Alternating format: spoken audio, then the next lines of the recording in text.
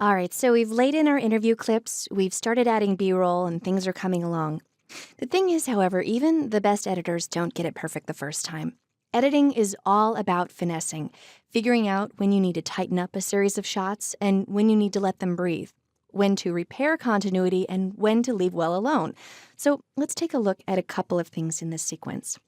I'm a little bit further along than I was in the last movie. I've laid in some more of my B-roll, but as I'm working, I have a few things that I need to fix, and I'm going to come to this marker here, this first one, and I'm going to zoom in, plus, plus, and let's just play around the section to see what the problem is. I'm going to back up just a little bit, and I'll press L to go forward. But not needy.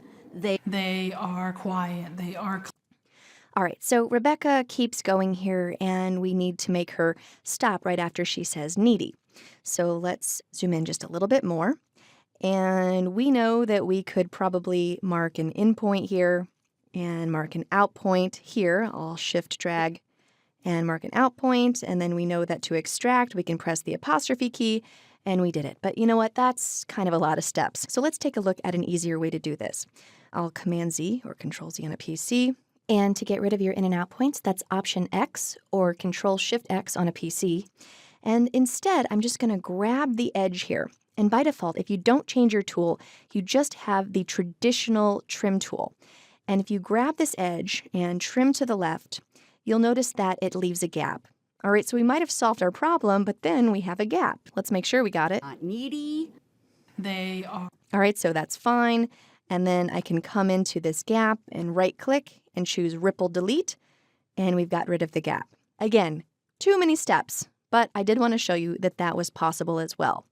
Let me undo Command Z, and this time, instead of using my traditional trim tool, which again is just attached to the selection tool, so the selection tool will select clips and it will also select edits, I'm going to switch over to my ripple tool. My ripple tool is this one right here, keyboard shortcut B. Okay, so I always use the keyboard, so I'm just going to press B. And notice that this now turns yellow, letting me know that I'm in ripple edit mode. And I can select this, drag it back, and the gap is closed automatically. Okay, so that's exactly what I wanted, and it happened in one step.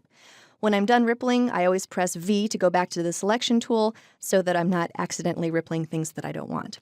Now let's play over it and see how we like it. But not needy. They are quiet. They are. All right, great. Let me go down to this other green marker, and I'm going to play around here, and let's see what issues exist in this section. Let me zoom in just a little bit and play. Of energy. Not always in your face. While I'm reading. All right, so right here we have some upcut dialogue. Barbara doesn't get to start saying what she's saying here. Okay, so again, I'll do this pretty quickly. I'm just going to press B and select this, and I'm going to drag to the left, and I'm going to play.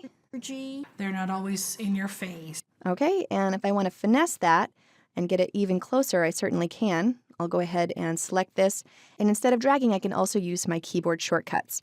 So if I hold down Option or Control on a PC and tap my right arrow key a couple times, you can see that I'm finessing that. And obviously Option or Control plus left arrow will let out my edit. All right, so let's get that as close as possible, and I'm going to play over it. They're not always in your face. All right, pretty good.